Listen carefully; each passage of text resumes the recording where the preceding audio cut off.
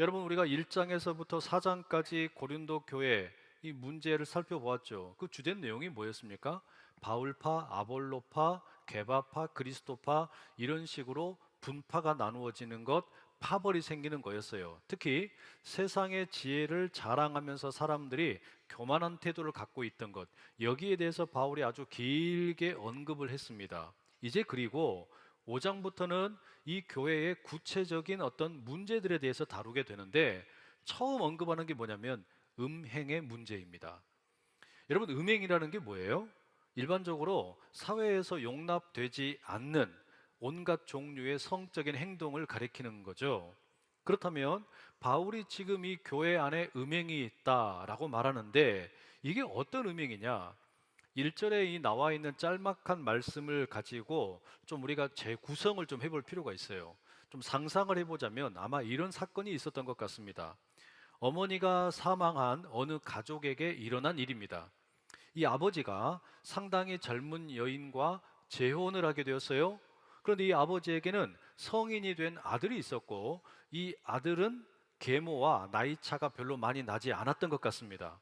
그리고 이 아들하고 계모하고 눈이 맞아버린 거예요. 동침을 하게 됐어요. 그러니까 이것은 일종의 근친상간에 해당하는 거죠.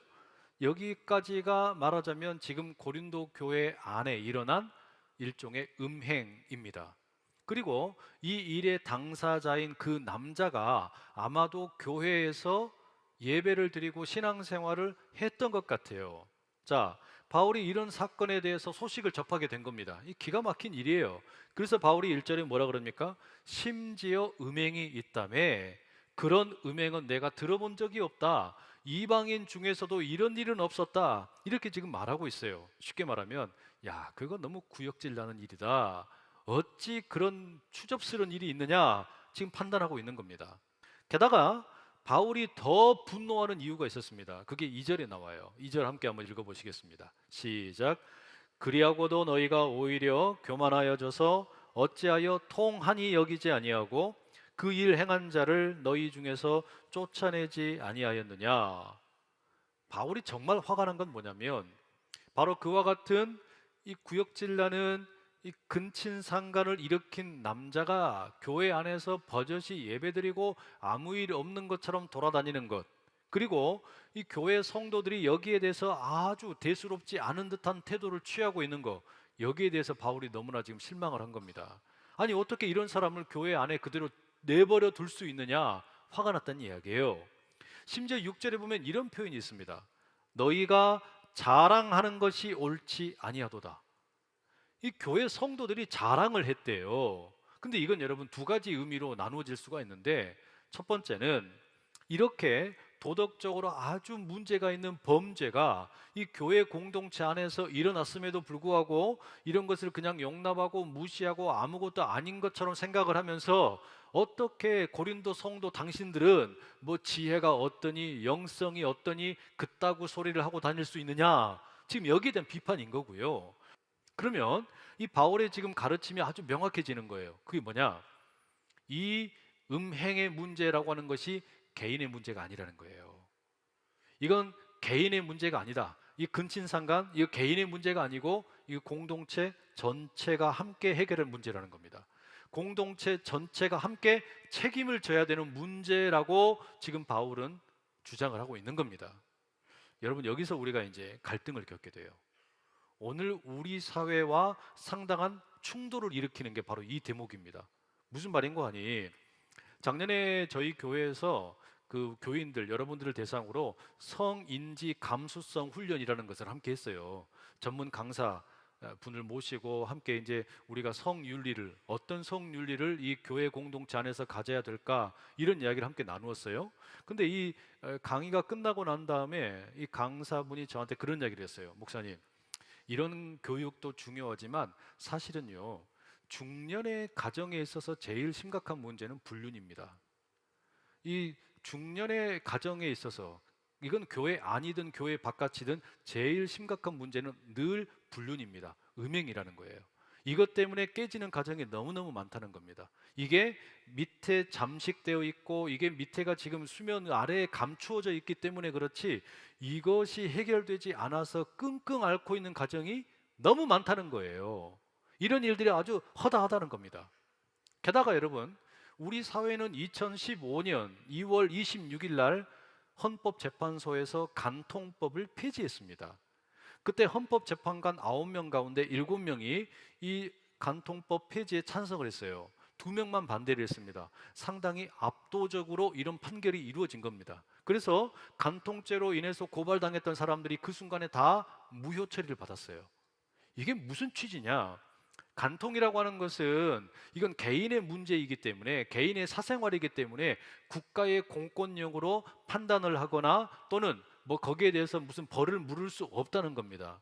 설령 도덕적으로 비난은 할 수 있을지 몰라도 간통이나 불륜이나 음행이나 이런 것까지 국가에서 관여하는 것은 너무 지나치게 사생활에 관여하는 것이고, 또 이것은 성적인 자기 결정권을 침해하는 것이라고 판결을 내린 거예요. 그래서 우리 사회에서는 어떻습니까? 이 성적인 문제라고 하는 것은, 음행이라고 하는 것은, 불륜이라고 하는 것은 다 개인 문제로 취급하고 있는 겁니다. 이건 개인 문제라는 말이에요. 그러나 바울은 그렇게 말하지 않습니다. 바울은 이와 같은 일탈, 개인의 어떤 그 불륜이 되었든 음행이 되었든 근친상간이 되었든 이러한 문제를 단순한 개인의 문제라고 보질 않아요. 이것은 공동체 전체가 책임질 일이라고 말합니다. 이것은 공동체 전체가 함께 다뤄야 할 문제라고 이야기하는 거예요. 왜냐? 이게요, 기독교의 오랜 가르침이고 성경의 가르침이기 때문에 그렇습니다. 성경에서는요, 때때로 조금은 과하다 싶을 정도로 개인의 범죄나 음행에 대해서 공동체 보고 전체가 책임지라고 말할 때가 꽤 많습니다. 예를 들어서 여러분, 구약 성경의 여호수아 6장 봐보세요. 거기 보면 뭐라고 되어 있습니까? 이스라엘 백성들이 여리고라고 하는 난공불락의 성을 무너뜨립니다. 너무너무 기가 막힌 승리를 맛본 거예요. 그런데 그 다음에 7장에 보면 아간이라는 사람이 여리고 성을 함락시킬 때에 금지되었던 전리품을 몰래 인마이 포켓을 해요. 그리고 이게 이제 들키게 됩니다. 결국에 그 일에 대해서 어떻게 되냐? 개인에게만 책임을 묻는 게 아니라 이스라엘 공동체 전체가 징계를 받습니다. 유대교의 랍비 시므온의 아들 요하이라는 분이 이 문제에 대해서 아주 재미있는 비유를 들었습니다. 이것을 배를 함께 타고 가는 승객들의 비유를 하는데요. 여러분, 배가 이렇게 가고 있는데 승객 중에 한 사람이 자신이 앉아 있는 자리 있잖아요. 그 자리를 송곳으로 막 뚫더랍니다. 그러니까 사람들이 기겁을 한 거예요. 놀란 거예요. 아니, 당신 뭐 하는 겁니까? 그랬더니, 아니, 왜 참견입니까? 내가 내 자리를 뚫는다는데 그게 당신들하고 무슨 상관이요? 이렇게 오히려 적반하장으로 말하더라는 거예요. 그러니까 승객들이 다 뭐라 그랬겠어요? 아, 이 양반아, 물이 들어오면 우리가 다 함께 배와 함께 침몰하고 죽는 건데 그게 어떻게 당신 개인의 문제야? 이렇게 했다는 거예요. 따져놓고 보니까 그렇죠. 그래서 여러분, 이 바울이 고린도 교회 성도들에게 촉구합니다. 이것은 개인의 문제로 치부하지 말고 여러분들이 결정하십시오. 그리고 결정한 대로 이행을 하십시오. 나 바울이 고린도 교회에 방문할 때까지 절대로 그냥 기다리지 마십시오. 이 문제에 대해서 여러분 모두가 함께 책임 있는 자세를 취하십시오. 이걸 주문하는 거예요. 그리고 7절에 이렇게 말합니다. 함께 읽어보겠습니다. 시작. 너희는 누룩 없는 자인데 새 덩어리가 되기 위하여 묵은 누룩을 내버리라. 우리의 유월절 양 곧 그리스도께서 희생되셨느니라. 묵은 누룩을 내버리라, 이런 이야기를 하는데요. 이 말씀의 배경은 뭐냐면 출애굽기 12장의 이야기입니다. 그 말씀에는 하나님께서 400년 동안 애굽 땅에서 종살이를 하던 이스라엘 백성들을 구원하는 이야기가 나옵니다. 이스라엘 백성들을 보내라. 그 이집트의 임금인 바로에게 하나님이 말씀을 하셨어요. 모세를 통해서 분명히 말씀하셨어요. 그런데 말을 안 들어요. 결국에 9가지의 계명을 차례대로 계속해서 이 재앙을 내립니다. 그럼에도 불구하고 이 바로가 꿈쩍도 하질 않습니다. 결국에 어쩔 수 없이 하나님께서 마지막으로 10번째 재앙을 준비시킵니다. 그게 뭡니까? 애굽의 전역에 이 죽음의 천사가 돌아다니면서 사람들이 되었든 짐승들이 되었든 간에 처음 난 것들, 장자들을 다 죽이는 겁니다. 장자들이 다 생명을 잃어버리게 되는 거예요. 다만 어린 양의 피를 문설주, 그러니까 집 뒷문에다가 발라놓은 이스라엘의 가정에 대해서는, 또 그 가정에 속한 가축들에 대해서는 털끝 하나 건드리지 않고 지나가게 하십니다. 여러분, 이 문설주에 바른 그 어린 양의 피라고 하는 게 무슨 일을 하는 걸까요? 이건 여러분 일종의 경계선을 만드는 겁니다.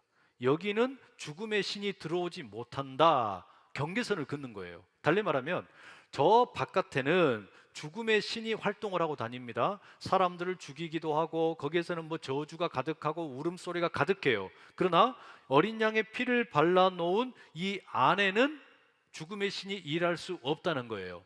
여기는 하나님께서 일하시는 곳이고 하나님이 보호하는 곳이라는 것을 표시하는 겁니다. 이게 이를테면 어떤 거냐면 미국 땅에 있는 한국 대사관과 같은 겁니다. 한국 대사관이 있는 곳은 비록 미국의 영토 안에 있어도 미국의 법으로 다스릴 수가 없죠. 거기는 치외 법권입니다. 거기는 한국의 법이 다스리는 곳이에요. 바로 그와 같이 지금 이 유월절에 어린 양의 피로 이렇게 경계를 그어놓게 되면 여기는 죽음의 신이 다스리지 못한다는 겁니다. 이와 같은 하나님의 그 구원을 경험하는 그리고 기억하는 명절이 뭐냐면 유월절입니다. 그리고 유월절에 이어지는 명절이 무교절이라고 합니다. 이 무교절에 하는 일은 뭐냐면 그 누룩이라고 하는 발효식품을 첨가시키지 않은 그 무교병을 먹는 게 무교절에 지키는 일종의 관습이에요. 여기에 대해서 출애굽기 12장 15절에 아주 흥미로운 말씀을 합니다. 함께 읽어보시겠습니다. 출애굽기 12장 15절 시작. 너희는 이레 동안 무교병을 먹을지니 그 첫날에 누룩을 너희 집에서 제하라. 무릇 첫날부터 일곱째 날까지 유교병을 먹는 자는 이스라엘에서 끊어지리라. 그러니까 여러분, 가정에서 이 누룩이라고 하는 게 일종의 곰팡이잖아요. 근데 이 곰팡이라고 하는 게 이제 잘 쓰일 때는 말하자면 그 발효를 일으키는 발효 효소가 되는 건데, 지금 적어도 이 무교절을 지킬 때, 유월절에 이어지는 무교절을 지킬 때는요, 집안에서 모든 곰팡이를 다 없애버리라는 이야기예요. 그 곰팡이를 없애라. 이게 여러분 영적인 의미를 갖고 있는 겁니다. 뭐냐면 곰팡이를 가만히 놔두면 어떻습니까? 순식간에 막 번식을 하잖아요. 습하게 되고 또 어두침침한 데 있으면 이 곰팡이가 그냥 온 집안을 막 덮어버립니다. 그러니까 이렇게 되어서는 안 된다. 죄악이 들어와서 이런 어떤 묵은 누룩이 사람들을 더럽히고 가정을 더럽히고 공동체를 더럽히면 안 된다. 이것을 상징적으로 보여주는 일이 뭐냐면 이 유월절과 무교절을 보내는 동안에 첫 번째 날에 해야 되는 게 뭐냐면 이 모든 공간에서 누룩을 제거하라. 곰팡이를 없애버려라. 이런 어떤 지침을 주셨단 말이에요. 바울은 이와 같은 유월절과 무교절에 대한 풍습을 비유로 들어서 이 교회에 대해 적용시키고 있는 겁니다. 예수 그리스도가 누구냐? 예수님은 유월절에 또 다른 어린 양이 되시는 거예요. 예수님이 피를 흘리셨습니다. 그리고 예수님이 피를 흘리심으로 무슨 일이 생긴 거냐면 교회와 세상 사이에 경계선이 그어지게 되었어요.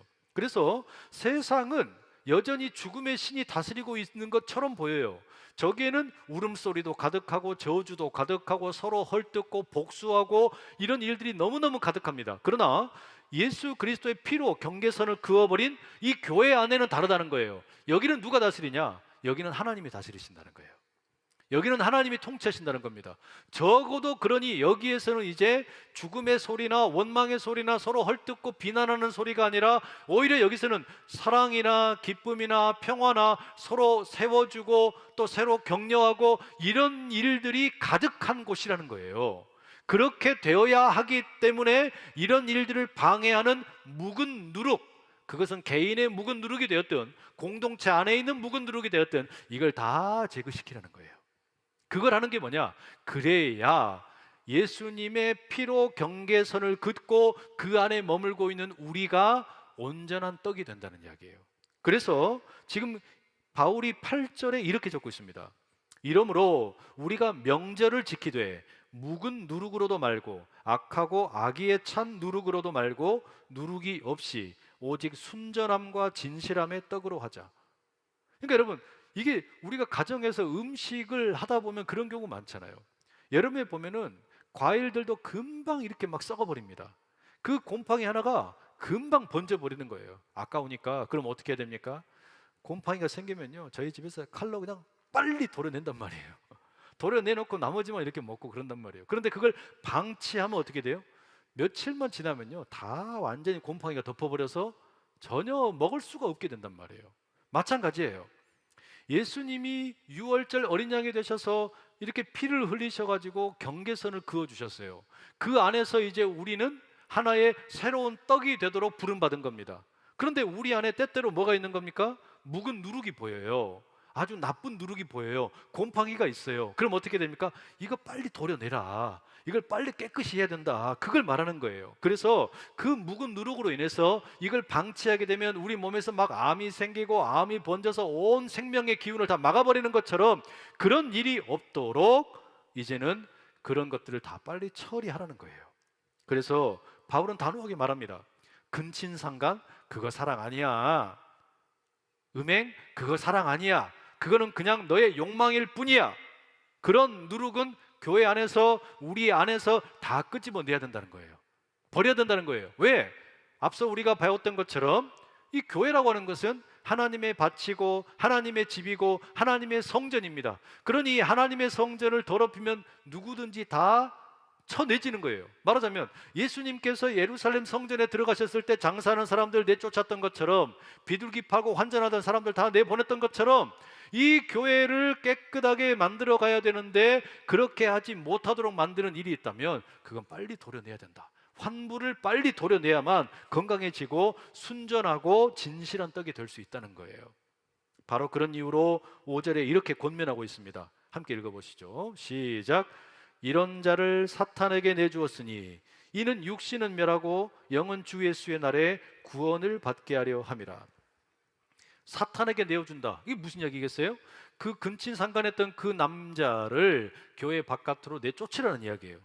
자, 그러면 아마 이런 고민이 생기는 분들 계실 거예요. 아니, 예수님께서는 그 복음서에서 행하셨던 일들을 보니까 늘 죄인들과 함께 하셨고 세리나 심지어 창기들과 함께 교제하시고 식사하셨는데 아니 교회가 뭐 이렇게 사랑이 없어? 교회가 뭐 이렇게 그냥 인정머리가 없어? 이런 생각 드시잖아요. 충분히 그럴 수 있습니다. 그런데 무슨 차이점이 있는 거냐면 이거는 여러분 예수님이 만나셨던 죄인들과 창기들은 아직 하나님 나라를 맛보지 못하고 그 문턱을 넘지 못한 경우예요. 이 경계선을 넘어서 교회 안으로 들어오지 못한 사람들, 그들을 초청하는 일이었고 지금 바울이 이야기하는 건 뭐냐면 이 경계선 안에서 함께 생활하고 있는 사람들 가운데 그 누룩이 생긴 거 이거는 방치하면 안 된다. 일단 내보내라 이 이야기예요. 차이가 분명하죠? 그래서 바울은 지금 이런 사람은 더 이상 예수님의 피로 경계선을 긋고 그 안에 머무르면 안 된다. 내보내라는 이야기예요. 그러면 이것은 그러면 그 사람은 이제 죽든지 말든지 내팽개치라는 이야기냐?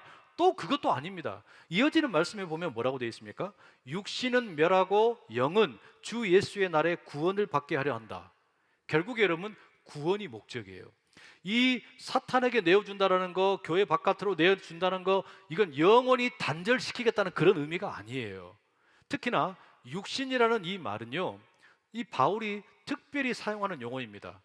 우리의 몸을 가리킬 때는 헬라어로 소마라고 그러고요, 이 육신이라고 하는 것은 사르기라는 말을 써요. 근데 육신이라는 게 뭐냐? 이거는 지금 우리 몸을 가리키는 게 아니라 이것은 하나님에 대해서 불순종하고 죄를 짓는 우리의 본성을 가리키는 거예요. 그러면 여러분 보세요. 이 누룩과 같은 묵은 누룩과 같은 것을 내어놓는다는 건 뭐냐면 이제는 너는 가능성이 전혀 없다, 내친다 이런 의미가 아니라 그 영혼이 회개하기를 기다리는 거예요. 돌이키기를 기다린 거란 말이에요. 어떤 의미로요?